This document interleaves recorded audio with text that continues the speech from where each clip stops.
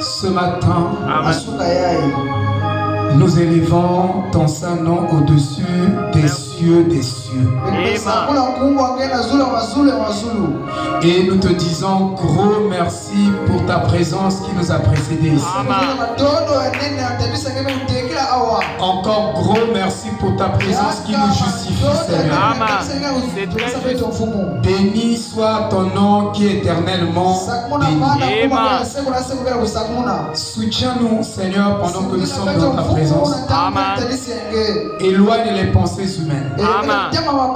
Circonscris nos lèvres et nos cœurs qui vont parler et recevoir.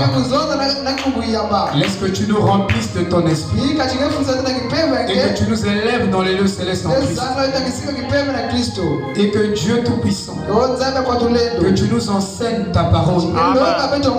Car il est écrit, ils seront tous enseignés de Dieu. Laisse que le grand Saint-Esprit qui parlera soit celui-là même qui le recevra dans le cœur. Guéris nos maladies et nos infirmités. Et élève et glorifie ton saint nom au milieu de nous. Que toute la gloire te revienne. Dans le nom de Jésus-Christ. Amen. Pendant que nous sommes debout,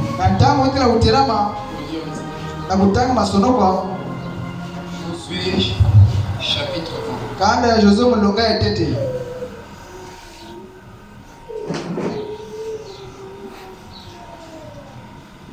Josué chapitre 20. Verset 8 à 9. Lisons la parole qui ne meurt pas.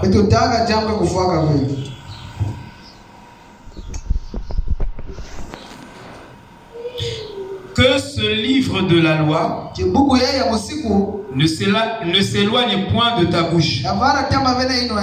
Médite-le jour et nuit pour agir fidèlement selon tout ce qui est écrit. Car c'est alors que tu auras du succès dans tes entreprises. C'est alors que tu réussiras. N'ai-je pas donné cet ordre? Fortifie-toi et prends courage. Ne t'effraie point et ne t'épouvante point. Car l'Éternel ton Dieu est avec toi dans tout ce que tu entreprendras. Que le Seigneur bénisse cette lecture. Shalom, shalom. Pendant que vous êtes assis, je vais ajouter encore une écriture. Psaume chapitre 1.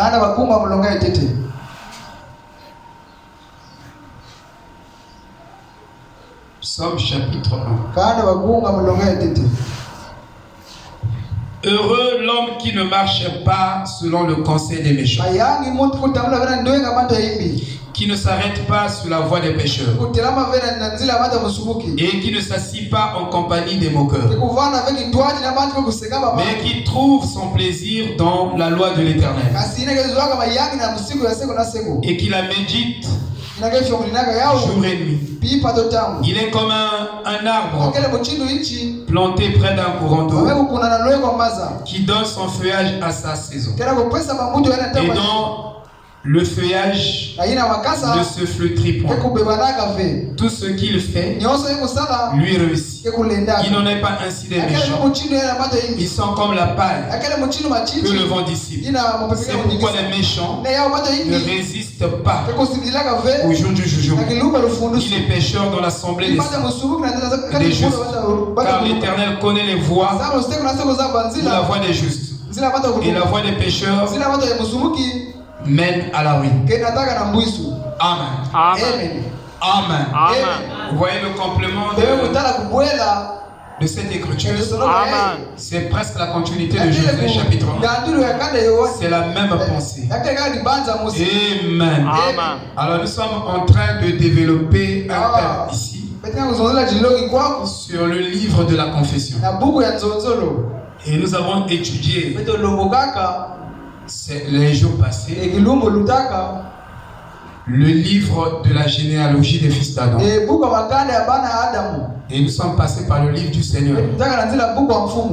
Et aujourd'hui, nous continuons ce que nous avons commencé le dimanche, c'est-à-dire le livre de la confession.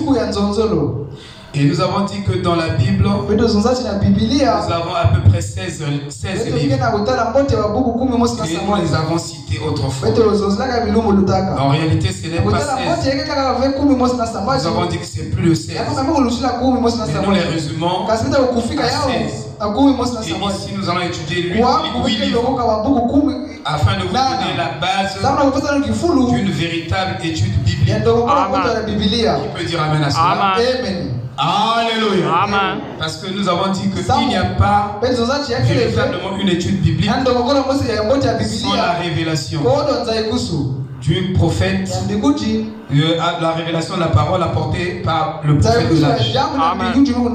Vous allez étudier la Bible, vous n'allez pas la comprendre aussi longtemps que nous n'avons pas reçu un prophète. Alors frère Branham dit ceci dans la brochure l'enlèvement. Suivez très bien. Est-ce que vous êtes là? Amen. Est-ce que vous êtes là? Amen. Est-ce que vous êtes là? Amen. Parce que le corps peut être là, mais l'esprit peut être là.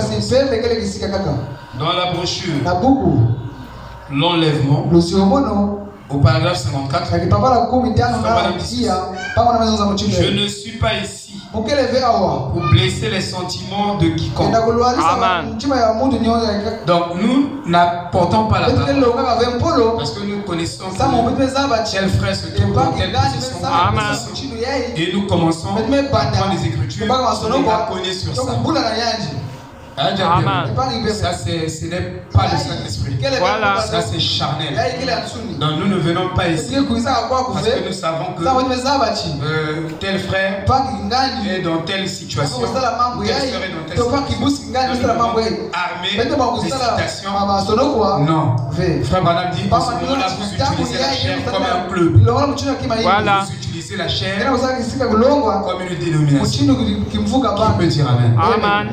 Vous comprenez? Amen. Voilà. Donc, nous ne ferons pas cela. Alors, il dit ici, où nous ne sommes pas ici pour blesser les sentiments de Dieu, pour dire quelque chose au sujet d'une église. Donc, nous ne prêchons pas contre une église. Qu'il soit dans le vrai, dans le faux. C'est pas à nous de juger. Amen. Alléluia. Amen. Nous on doit prêcher l'évangile qui peut affranchir quelqu'un, Amen. qui peut libérer la vie de quelqu'un, qui peut bénir quelqu'un. Amen. Et si vous êtes ici et que vous apparteniez à cette église, je ne dis pas ceci afin de blesser vos sentiments. Amen. Car il y a dans cette église autant de bonnes personnes que dans les autres églises. Que ça soit dans n'importe quelle église, il y a des bonnes personnes. Dans chaque église, il y a aussi des mauvaises personnes. Tout comme ici, il y a des bonnes personnes, il y a aussi des mauvaises personnes. Mais c'est Dieu qui est le juge. C'est pas à nous de juger ça. Il dit, mais je lisais à Cheverport la semaine dernière une déclaration que fit l'église catholique. Une déclaration que fit l'église catholique. Et parce que nous avons expliqué le dimanche que le véritable fondement de la foi, ce ne sont pas les œuvres. Et nous avons dit que la véritable fondation de la foi, c'est la révélation. Donc aussi longtemps que vous n'avez pas la révélation de ce Dieu que vous servez, de sa divinité, de sa nature intrinsèque, indivisible, vous ne serez pas un vrai chrétien. Le problème, c'est d'avoir la révélation directe. Ça ne passera pas par le pasteur, ça ne passera pas par l'église, mais c'est entre toi et Christ. Et Christ se révèle individuellement. Frère Branham dit, qu'est-ce que la nouvelle naissance? Il dit c'est la révélation personnelle de Jésus-Christ à l'individu. Et Frère Branham dit, nous ne prêchons pas pour emmener les gens vers le pasteur, vers le vase, mais vers celui qui utilise le vase. Donc vers celui, ce Dieu-là, qui utilise l'homme. Nous prêchons pour les emmener vers ce Dieu-là. Nous ne prêchons pas les gens pour les emmener vers nous. Paul dit, nous ne nous prêchons pas nous-mêmes, mais c'est Christ le Seigneur que nous prêchons. Est-ce que vous comprenez? Aussi longtemps que nous prêchons les hommes et que nous les élevons au-dessus de toute mesure que Dieu leur a donnée, alors nous sommes en plein dans le nicolaïsme. C'est une église nicolaïte. C'est une dénomination. Il peut dire amen à cela. Amen. Amen. Voilà. Donc on est clair. Il dit, et nous voyons de quelle manière ils se rassemblent tous maintenant dans ce grand conseil œcuménique, accomplissant exactement ce que la Bible a dit qu'ils feraient. Que les églises vont se rassembler. Et la base de leur foi, ça sera les œuvres. Et nous avons dit que Jacques a posé le fondement presque du christianisme sur les œuvres. Et Jean, le divin, qui a écrit l'Apocalypse, a posé le fondement de la foi presque aussi sur les œuvres. Mais Paul, étant le prophète de l'âge, il est venu les corriger. Il est venu leur enseigner, nous enseigner que la foi n'est pas basée sur les œuvres, mais la foi est basée sur la foi. C'est ce que Paul a dit. Il dit la foi est basée sur la foi. Il a fait ça de foi en foi. Donc de révélation en révélation. Donc le fondement du christianisme, c'est la foi. C'est pas les œuvres. Frère, j'étais dans les ésotériques. Ils font beaucoup des œuvres dépassant tous les chrétiens ici, que nous disons chrétiens, ils font des... Parce que ils peuvent faire toute une année en train de monter sur la montagne et de contempler le soleil. Ça, c'est un culte pour eux. Et ils peuvent se priver pendant 40 jours sans manger. Comme les Babadis et beaucoup des initiés que nous avons connus, les Krishna, beaucoup de trucs. Mais la base de la foi, ou la base du christianisme, c'est véritablement la foi en Christ et Jésus. Amen. Parce que si vous dites que moi je jeûne plus que toi, je fais beaucoup plus de sacrifices. L'Église catholique en fait vous comprenez? Donc ici, Paul nous a enseigné que le véritable christianisme est basé sur la foi. Et la Bible dit, sans la foi, personne ne peut plaire à Dieu. Il n'est pas dit sans les œuvres. Et nous avons dit que la base de notre christianisme doit être la croyance en Jésus-Christ. Je dis bien la croyance en Jésus-Christ. Parce que la croyance doit précéder les œuvres. Si les œuvres précèdent la foi, c'est ce que le prophète appelait l'imitation du christianisme. Les gens vont imiter les œuvres du Saint-Esprit. Et nous avons dit même les dons ne doivent pas précéder la parole. Tu peux avoir les dons, mais si tu n'as pas la parole, alors tu vas mal utiliser ces dons. Vous comprenez? Et donc nous devons comprendre qu'est-ce qui est la base fondamentale du christianisme. Et le prophète a prêché le fondement fondamental de la foi ou du christianisme.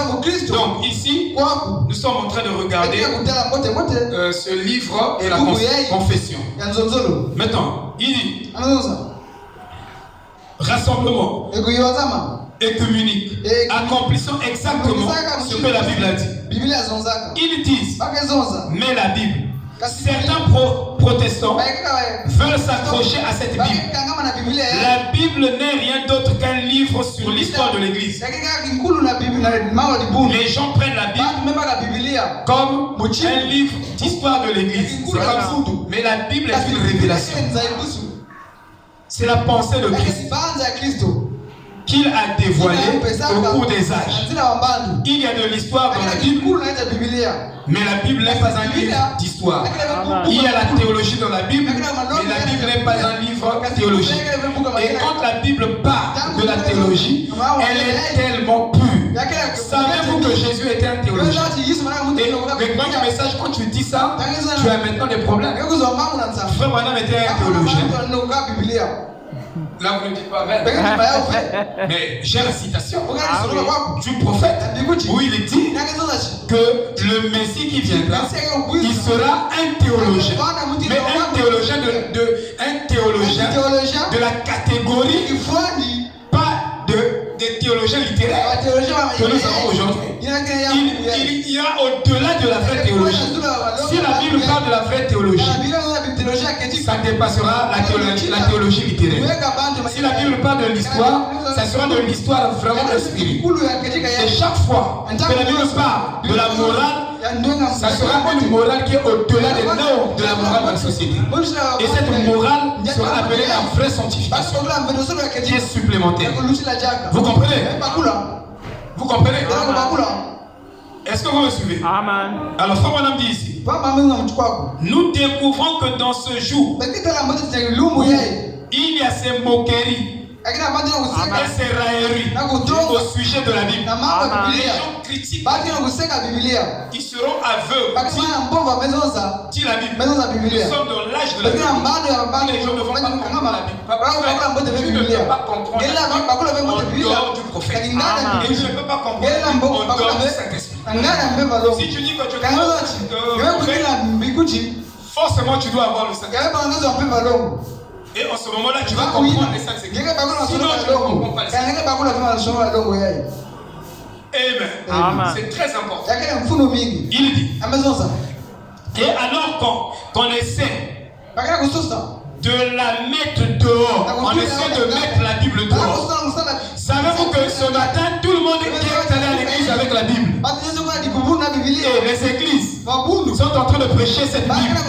Mais sauf que c'est un âge de l'aveuglement où le diable lui-même entrera dans le temple de Dieu, il s'asseyra sur un trône et les gens vont penser qu'ils sont en train d'adorer Dieu, mais ils sont en train d'adorer le diable sous la couverture de la religion.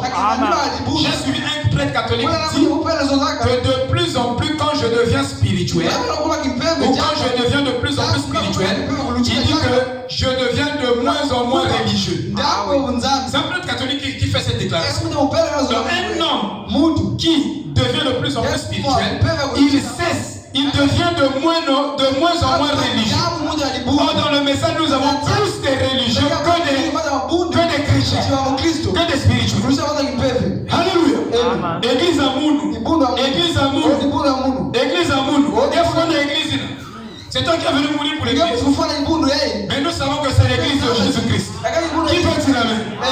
Donc moi je ne peux pas venir clamer haut et fort. Église à Mounou. Mais c'est pas toi qui as commencé l'église. Mais c'est pas toi qui vas terminer cette église. Ça c'est l'église de Jésus-Christ. Alléluia. Sortons dans les conceptions religieuses. Entrons dans le christianisme. Si Dieu t'a donné un mandat, il t'a prêté ces gens-là pour un petit temps. Mais tu n'es pas devenu éternel. Le pasteur, je ne suis pas ici. Non, même cette œuvre, j'ai jamais commencé. Et je veux le terminer par. Vous comprenez, frère? L'église à Mout, c'est l'église de Jésus-Christ. Qui peut dire amen? Sortons de la religion. Entrons dans le christianisme. Vous voyez? Il dit Dieu doit juger l'église par quelque chose. Il ne peut pas être juste. Ils ne peuvent pas descendre cette rue et m'arrêter. Me disant que je fais du 45 km ou 30 000 à l'heure dans une zone où il faut faire du 30, 20 000, à moins qu'il ait là quelque chose qui me dise que je ne suis pas autorisé à aller plus vite que 30 km. Même dans les panneaux routiers, il y a des zones où on est écrit ici rouler à 30 km. Alors quand toi tu arrives, puisque tu as l'appétit de vitesse, tu as un appétit de vitesse. Donc quand tu arrives, là où c'est 30, toi tu passes avec 90. Ça c'est avoir l'appétit de vitesse. En ce moment-là, la police peut t'interpeller et peut te juger. Dans la Bible, il y a des périmètres et des paramètres. Et il y a des freins. Il y a des choses, il y a des endroits où tu ne peux pas passer où tu dois t'arrêter. Et Dieu donc a arrêté de juger chaque créature par l'homme que nous appelons le Seigneur Jésus-Christ. Dieu va juger les gens par Paul, par Branham, par Pasteur Blaise, par l'ancien évangile tabernacle. Mais Dieu va juger les gens par la personne de Jésus-Christ. Amen. Qui peut dire amen? Est-ce que vous comprenez, frère? C'est trop juste. C'est pourquoi c'est lui que nous prêchons ce matin. Voilà. Amen. Amen. Il dit si les juges par les unitaires, tous les militaires seront perdus. Donc Dieu ne va pas nous juger par rapport à soleil couchant, par rapport à rouge-gorge. Non, Dieu va nous juger par rapport à la personne de Jésus-Christ. Dieu ne va pas nous juger par rapport à l'ancien évangile tabernacle. Mais par rapport à l'homme que nous avons présenté, et si vous l'avez accepté, oui ou non, c'est sur cette base que tu vas le juger. Il va juger tout le monde. C'est pourquoi vous posez la question. Femme, si tu es dans quelle église? Oh, je suis dans l'ancien évangile tabernacle, disqualifié. Donc, tous ceux qui sont dans l'ancien évangile tabernacle, vous êtes disqualifiés. Non, Dieu Dieu n'a pas retenu ce critère. Mais tous ceux qui n'ont pas Jésus-Christ sont disqualifiés. Dites Amen. Même si tu cries pourquoi, moi je crie le prophète. La preuve que tu as cru le prophète, c'est que tu as reçu Jésus-Christ. C'est pas le contraire de ça. Il dit, voyez-vous, par quoi va-t-il les juger? Il a dit qu'il les jugera par Christ. Et Christ est la parole. Ainsi, c'est par la parole de Dieu que Dieu les jugera. Au commencement était la parole, et la parole était avec Dieu, et la parole était Dieu. Et la parole fut faite chair et habita parmi nous. Le même hier, aujourd'hui, éternellement. Vous voyez? Ainsi, il les jugera par sa parole. Maintenant écoutez, nous voyons qu'en ce jour, ils essaient de pousser la Bible dehors. Les gens préfèrent accepter l'opinion d'un homme. Il y a l'enseignement de la Bible et l'enseignement de l'homme. Et nous devons prêcher ce que nous devons enseigner ce que la Bible enseigne.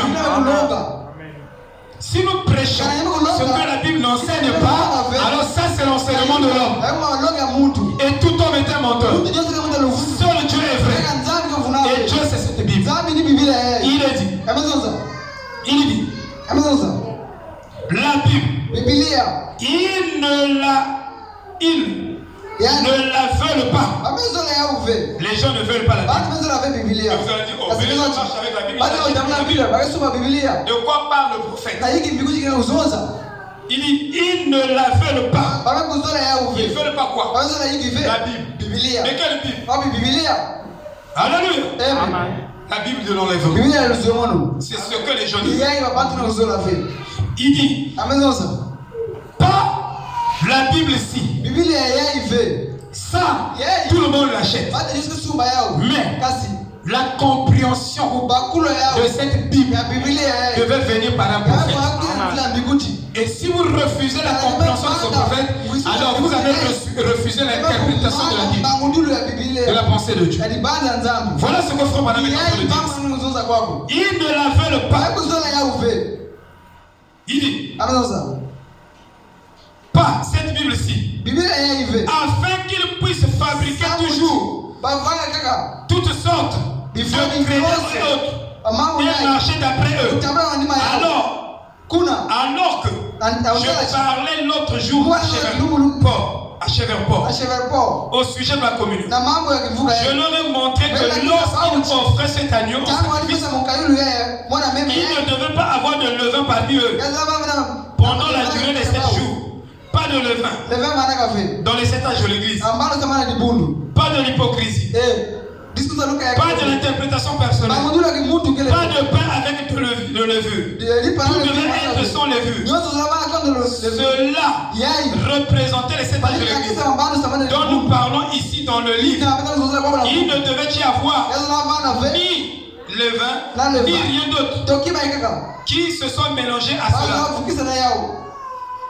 Vous ne pouvez pas croiser la pensée de l'homme avec la pensée de Dieu. Ça va créer un hybride. Donc vous prenez la pensée de l'homme, l'interprétation de l'homme et l'interprétation de Dieu, vous la croisez. Non. Nous devons prendre l'interprétation de Dieu pure. Et Dieu interprète sa parole par un prophète. Et dans un prophète. Dieu n'a pas d'autre méthode que ça. Il ne viendra pas faire ça en toi et en moi. Il doit choisir un prophète. Qui peut dire Amen? Amen.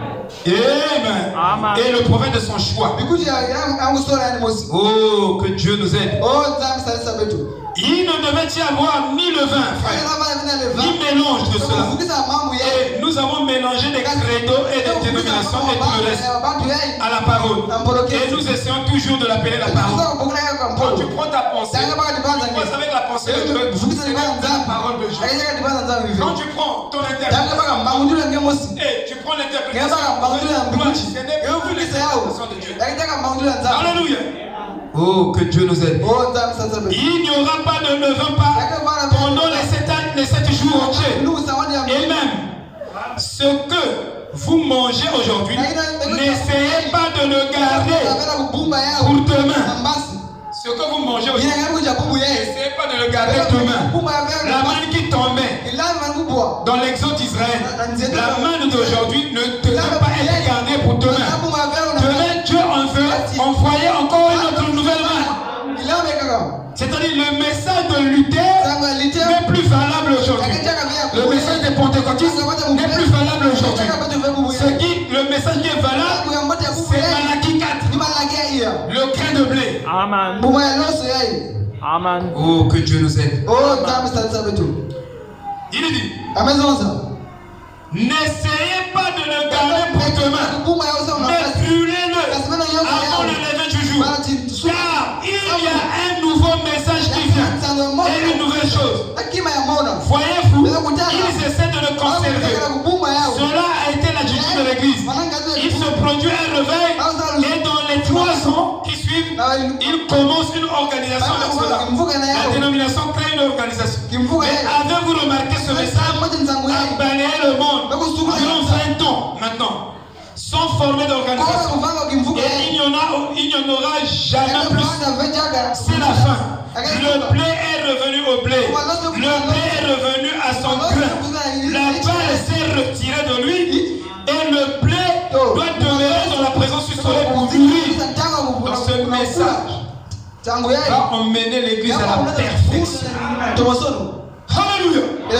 Alors, frère Madame dit, saviez-vous qu'il a aussi été prophétisé dans les derniers, dans les Saintes Écritures, que l'église protestante et l'église catholique seraient aveugles dans les derniers jours? Ils seraient aveugles. Et il est même dit dans Apocalypse 18, verset 23, qu'il n'y aura pas même la lumière de la bougie au milieu de l'église catholique. Ne suivez pas, frère. Il n'y aura même pas au milieu de l'église catholique la lumière de la bougie. Donc c'est les ténèbres totales. Il n'y aura pas au milieu de l'église catholique protestante même une lumière de la bougie. Vous voyez comment la bougie est faite? Si vous prenez la lumière de la bougie et la lumière de l'ampoule, la lumière de l'ampoule éclaire un peu plus, mais la bougie peut éclairer seulement ici. Et il n'y aura pas même la lumière de la bougie au milieu de l'église catholique. Frère, si nous sommes une église comme ça et que la lumière de Christ n'est pas au milieu de l'église, nous sommes dans les ténèbres, frère. Vous comprenez? C'est pourquoi l'église catholique, l'église protestante et les dénominations sont des repères des oiseaux impurs. C'est ce que la Bible dit. Dans l'Apocalypse 18. Vous devez lire jusque même à l'Apocalypse. Vous n'étudiez pas le livre d'Apocalypse. Mais ici est écrit tout ce que le diable va faire dans les derniers jours. C'est écrit dans l'Apocalypse. Amen. Alléluia. Quand on vient à l'église, il faut beaucoup. C'est lourd. Vous ne montez même pas.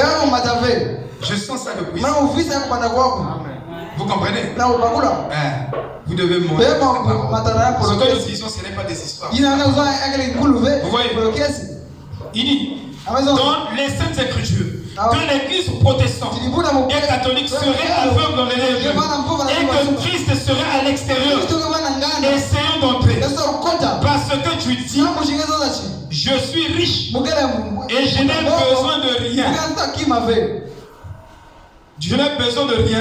Et parce que tu ne sais pas que tu es misérable, pauvre, aveugle et nu. Donc, les gens pensent qu'ils sont spirituels parce qu'il a 150 ans. Donc il a des habits de rechange. Il peut changer ses habits 2 mois, 3 mois. Il peut marcher tous les jours avec une nouvelle veste. Et il a peut-être 26 chaussures. Il a 6 voitures. Et il dit, je suis riche. Dieu m'a béni. Je suis spirituel. Vous comprenez, frère? La spiritualité aujourd'hui est mesurée par le nombre des fidèles dans une église et le nombre des finances. Le pasteur là, à la fin du mois, il a même une équipe de 13 millions. Donc du coup, on lui donne il est plus spirituel que le pasteur qui a 2 brebis. Vous comprenez? Ça c'est l'âge de la Laodicée, qui se dit aveugle et qui se dit riche, mais elle est aveugle. Vous comprenez? Parce que si tu n'as pas la crainte de Dieu dans ton cœur, tu es un aveugle. Même si tous les jours, tu changes de voiture, tu changes de maison, tu changes de chaussures, mais tu es quand même un véritable aveugle. Qui peut dire amen? Parce qu'un homme qui a la crainte de Dieu, vous le verrez, et par sa vie, parce que sa vie va prier plus haut que son témoignage. Alléluia. Il est dit, Apocalypse chapitre 3. Ils sont de nouveau aveugles, voulant au pied des choses de Dieu, comme si elles ne voulaient rien dire pour eux, et se moquent de cela. C'est ce que la Bible a dit. Frère, il y a des gens qui font, il y a des gens qui n'ont pas la crainte de Dieu. Ils croient que parce que je suis béni, je fais beaucoup des œuvres. J'ai réalisé une maison en étage, 13 étages. C'est pas mauvais, mais ce n'est pas le critère d'être spirituel. Ça n'a rien à voir avec la spiritualité. Il n'y a pas la crainte de Dieu tout le temps. Avec ça, tu vas aller prendre la femme de ton frère et sortir avec elle, la séduire. Vous comprenez, frère? Ça, c'est pas de la spiritualité. Amen. Ou quand tu passes, tout le monde doit se mettre le pasteur. Le pasteur qui gagne, le pasteur arrive. Dans les jours tombent. Même devant Dieu, on ne tombe pas comme ça. Mais quand l'homme passe, vous avez plus la crainte de l'homme que de Dieu même, le Créateur. Alléluia. Un homme de Dieu qui est rempli de Dieu, il ne veut même pas que les humains l'adorent, parce qu'il sait que ce qu'il est n'est que la grâce de Dieu. Si Dieu n'est pas avec lui, c'est un gâchis total. Alléluia. Il n'est pas épaule carrée. Donc, vous comprenez que dans les derniers jours, les gens seront vraiment de l'aveuglement. Oh, que Dieu nous aide. Alors revenons sur ce que nous sommes en train de dire. Alors Moïse a écrit la loi. Et nous avons dit le dimanche passé, à Sinaï, Dieu a donné le don de la parole. À Horeb, Dieu a donné le don de la parole. Il a écrit avec sa propre main.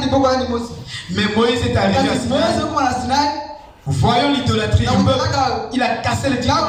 Et Dieu a essayé de rattraper Moïse pour le peuple à Horeb. Il a donné encore la loi, la parole.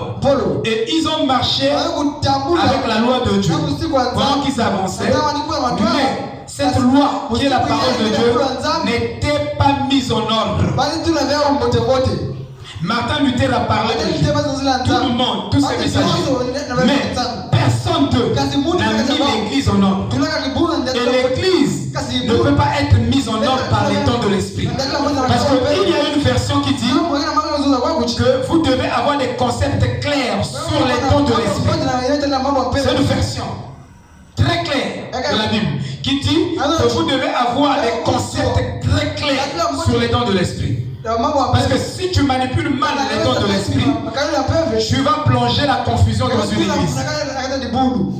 Et frère Branham dit, si les dons ne sont pas gardés dans la parole, toute l'église sera dans la confusion. Qui peut dire amen?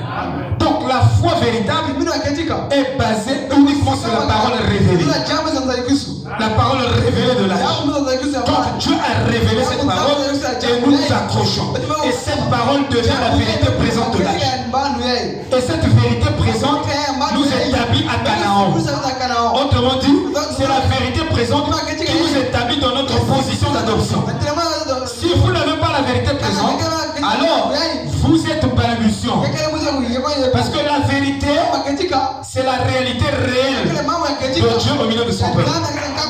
Et toute réalité n'est pas la vraie réalité.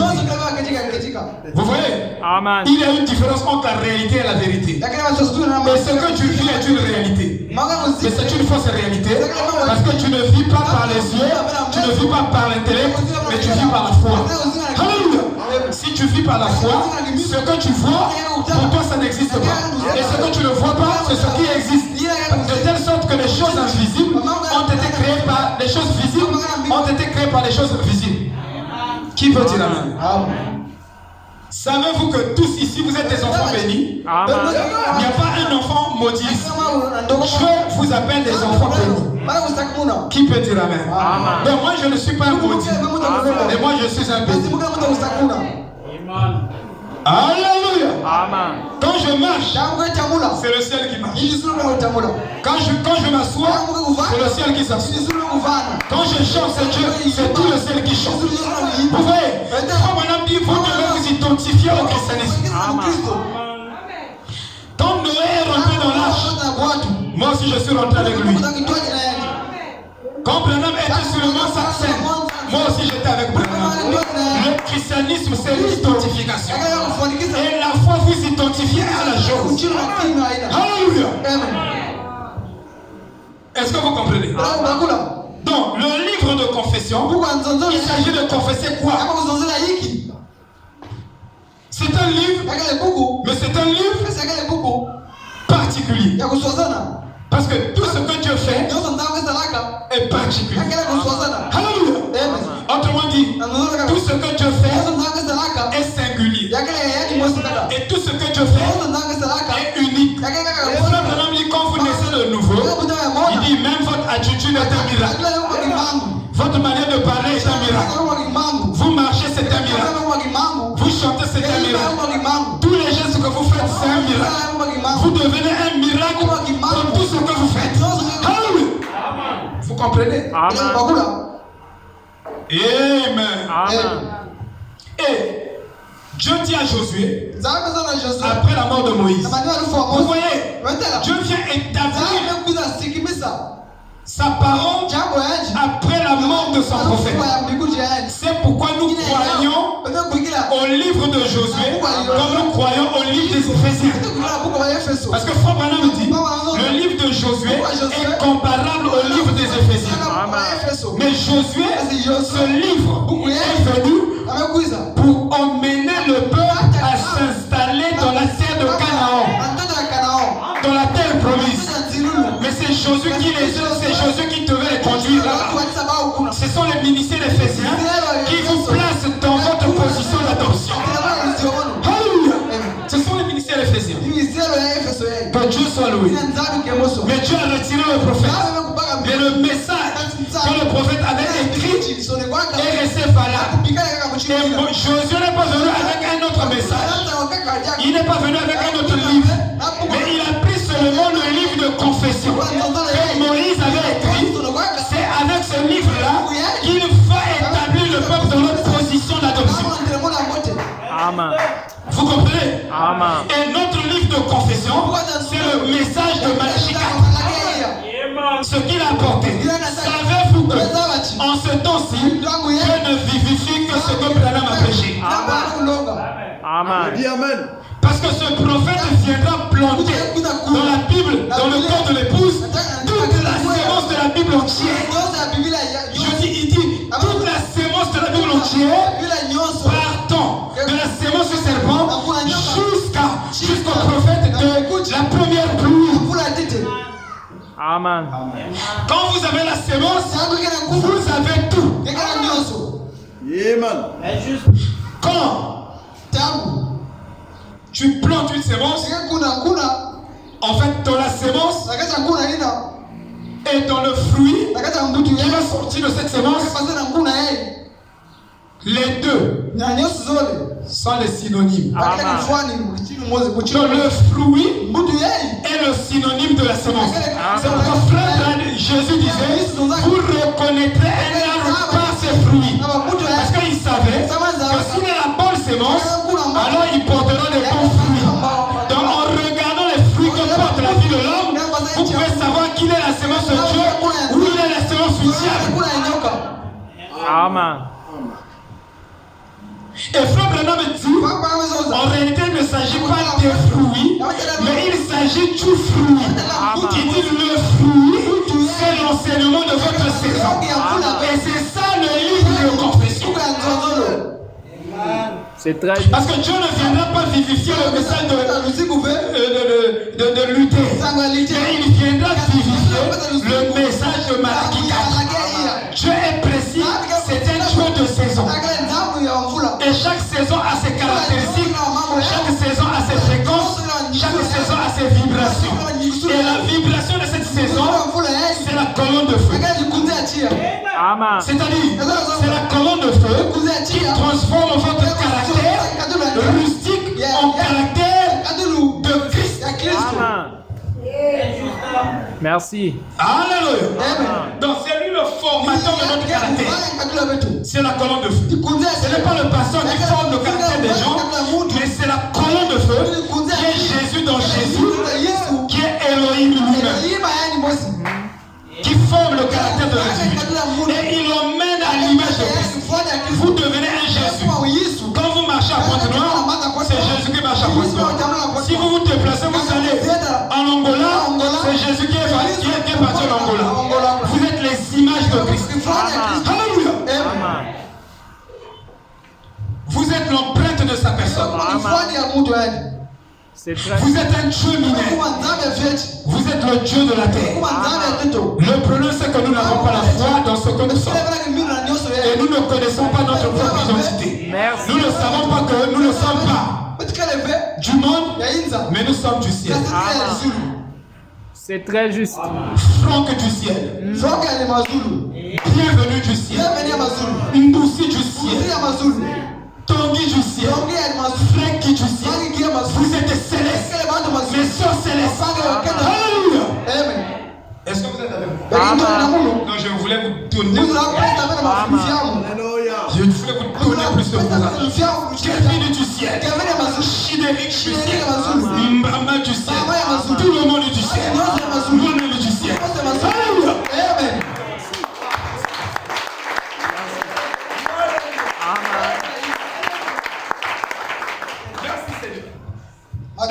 Nous sommes en train donc d'étudier le livre de la confession. Et il dit à Josué, dans ce livre de la confession, ne s'éloigne pas de ta bouche. Donc quand tu parles, il faut qu'on parle, non?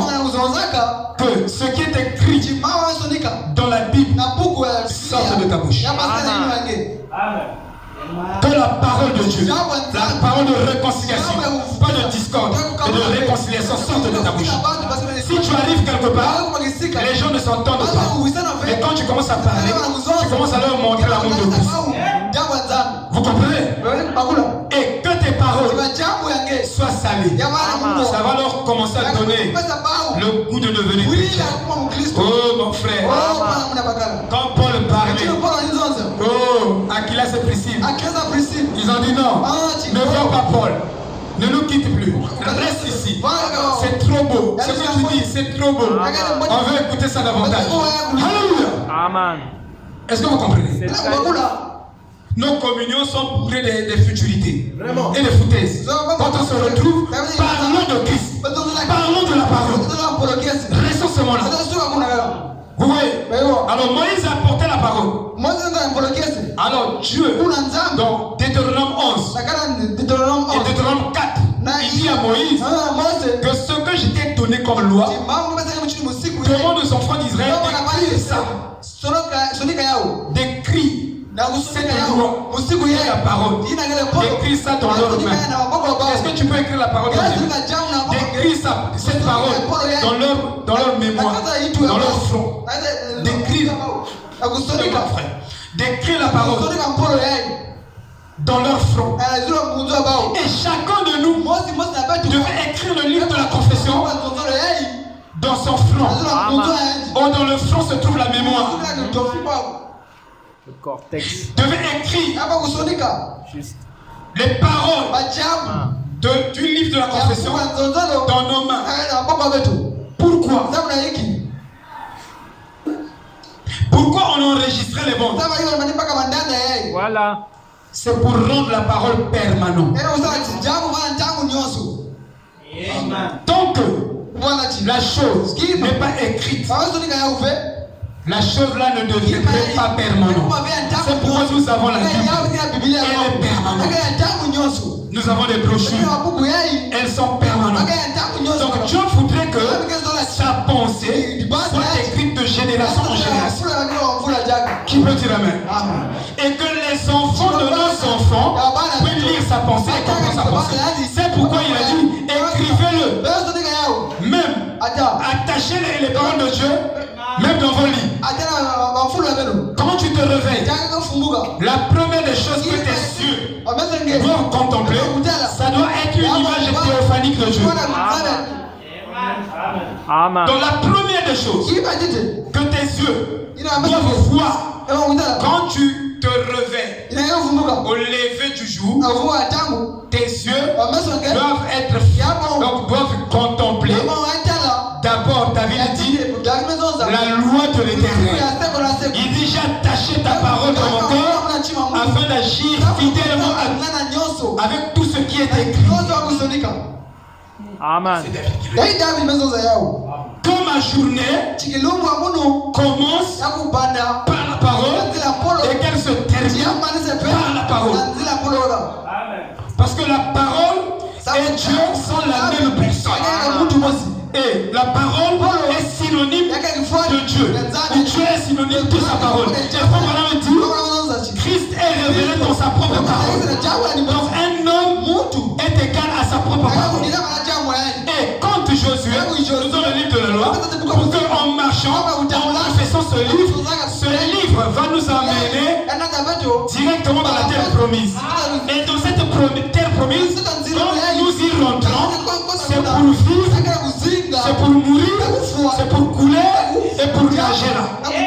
Autrement dit, quand la parole nous est donnée et nous la confessons, nous la prenons comme vérité absolue.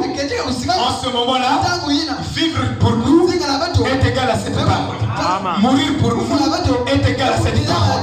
Couler pour nous, quand je mange, quand je ne mange pas, moi et la parole nous sommes un.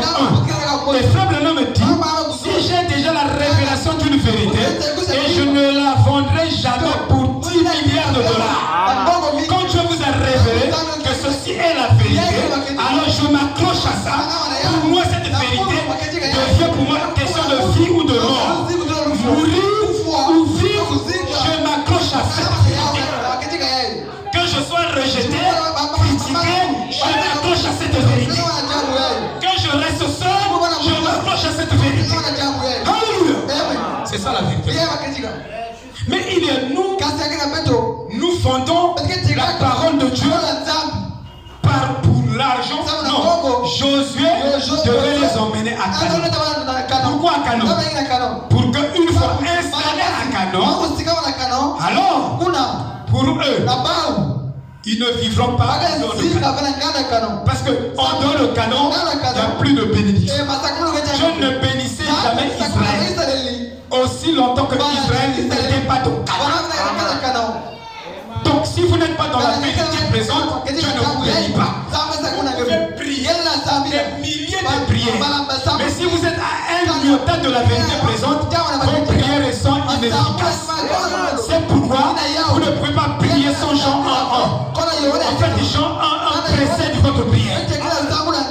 Jean 1.1, au commencement était la parole, et la parole était avec Dieu, et la parole était Dieu. Et toute chose qui est sortie d'elle. Amen. Maintenant, si pour vous, vous mettez la parole de côté, vous priez, il y a aussi une écriture pour vous. Vous n'êtes pas la vraie épouse. C'est peut-être la Vierge folle. Et ça fait quoi? Ça fait que Dieu vous donnera le désir de vos cœurs. Amen. Ça, c'est une écriture qui est sortie de la Dieu te donne le désir de ton cœur. Mais le désir de ton cœur doit être un avec la parole de Dieu. Quand c'est en dehors de la parole, Dieu va te donner aussi le désir de ton cœur. Dieu est disposé à vous donner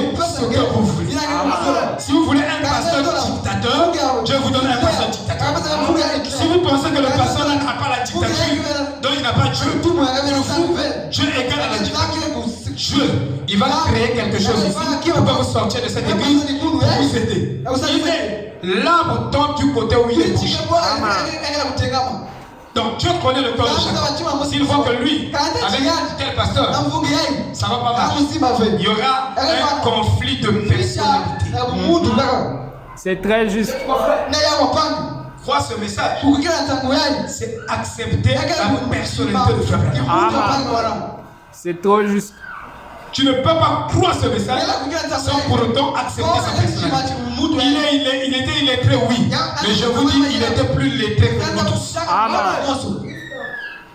Frère Branham. Et son esprit n'était pas pervers. Et nos esprits sont pervers. Ça, je vous dis la vérité. Parce que Dieu l'a préservé depuis l'enfance. Il y a des choses que Dieu avait mis, des barrières, des limites dans la vie de Frère Branham. Il avait un ange qui l'a porté. Donc il y a des choses que toi tu as fait. Voilà. Il n'est pas différent de nous, frères. C'est un frère. Mais il a reçu une grâce à nous. C'est très juste. Vous comprenez? Vous comprenez? C'est une question seulement de grâce. Voilà. Sinon, frère Branham voulait tuer quelqu'un. Si ça ne dépendait que de lui. Il a chargé, il a même tiré. Et la balle n'est pas sortie. Et quand il plonge de l'autre côté, la balle sort. Quand il a perdu Méda et Sharon, plutôt Hope et Sharon, il voulait aussi se donner la mort. Il tire sur lui-même. Donc il était véritablement humain comme toi. C'est pourquoi je ne peux pas l'adorer. Mais Jésus n'a jamais fait ça. Jésus était dissous. Est-ce que vous comprenez? Il était un homme, mais il avait une grâce un peu plus. Donc c'est question de grâce. Amen. Et en tant qu'épouse de Christ, toi tu as une grâce particulière. Ma soeur, tu as une grâce particulière. Parce que tu es une fille de Dieu. Mon frère, tu as une grâce particulière. Et Dieu te connaît, frère. Et Dieu veut que dans Psaume 1, que chacun de nous soit un homme selon son plaisir. Le Psaume 1, c'est l'homme selon le plaisir de Dieu. Le Psaume 1. Donc c'est une femme selon le plaisir de Dieu. Et tu seras selon le plaisir de Dieu si tu fais de ce livre, alléluia, de confession, ta méditation de tous les jours. Si tu la médites nuit et jour, tu seras la femme selon le plaisir de Dieu. Parce qu'il a dit pour David, voici David, avec toutes ses faiblesses, il envoie Uri, le mari de Trou. Il a convoité sa femme. Et il tue, il veut prendre la femme là comme ça. De cette manière. En fait, Branham disait que normalement, Dieu, quand David a demandé Bathsheba à Dieu, Dieu a accepté. Mais Dieu voulait lui donner cette femme selon lui. Il y a des choses que vous recevez dans votre vie ne sont pas selon Dieu. La manière dont David a obtenu la femme là, c'était criminel. C'est pourquoi Dieu l'a puni. Mais après Dieu l'a récompensé. Vous voyez ce Dieu là? Il le punit, son premier fils, avec Bathsheba. Non. Et deuxième c'est Salomon, qui hérite le trône. Mais pourtant il avait d'autres femmes. Mais Salomon ici. Donc Dieu, il sait ce qu'il fait. Et quand tu demandes, tu dois t'attendre à Dieu qui produit le résultat. Et ici dans la Bible, il est dit, dans Psaume, il faut que je vous donne l'écriture, ça fera un fondement pour vous. Il est dit que dans le Psaume 6, verset 15, que Dieu, je vais dire ça, il va donner les gens selon le désir de leur cœur. Ils vont accomplir des œuvres, mais ils sont en dehors, ils sont à 1000 yotas de la volonté de Dieu. Ne pensez pas que quand vous priez Dieu vous est exaucé, c'est le signe que vous êtes un fils de Dieu prédestiné. Non, ça n'a rien à voir. Non. Parce que Dieu exauce même ceux qui sont dans le catholicisme. Il exauce même ceux qui vont même dans le psychiatre. Ils ont des résultats. Amen. Ça, je vous dis. Exactement. Ah oui. Hein? Vous voyez? Je vais lire cette écriture. Psaume 106, verset 15.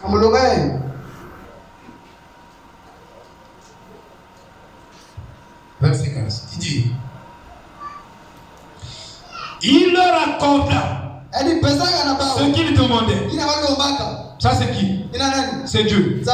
Mais puis il envoyait le dépérissement dans leur corps. Il envoie le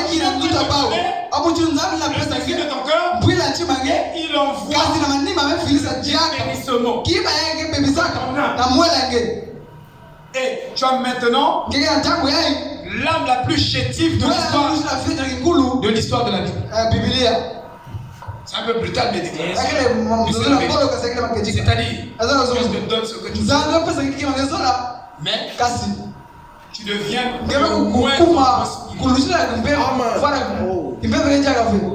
donc la spiritualité te quitte. Et pourtant, Dieu exauce à tes prières. Il donne tes demandes. Mais tu les fais en dehors de la Bible. Mais quand tu presses Dieu, tu tords le plein de Dieu. Au lieu que Dieu soit sur le trône, c'est toi qui deviens sur le trône et tu fais de Dieu ta marche pied. Dieu te donne ce que tu veux. C'est ce que la Bible dit. Nous devons correctement être enseignés dans la Bible. Vous voyez? Vous voyez? Mais il prospère physiquement, mais il devient de plus en plus méchant, orgueilleux, bizarre. Selon la parole de Dieu, quand vous le regardez, il est vraiment méchant plus qu'un païen. Il devient 3 fois insistant en fait. Il n'était pas orgueilleux de base avant cette bénédiction, mais cette bénédiction l'a rendu plus grand que tout le monde. Le plus orgueilleux que tout le monde. Il dit quand Israël était petit, Israël avait la crainte de Dieu et le respect. Mais quand je l'ai béni, il est devenu grand, il commence à minimiser Dieu, à dévaloriser Dieu. C'est ce qui savent. C'est pourquoi le vrai fondement de la foi, c'est la foi passive. C'est la doctrine de Christ. C'est la révélation.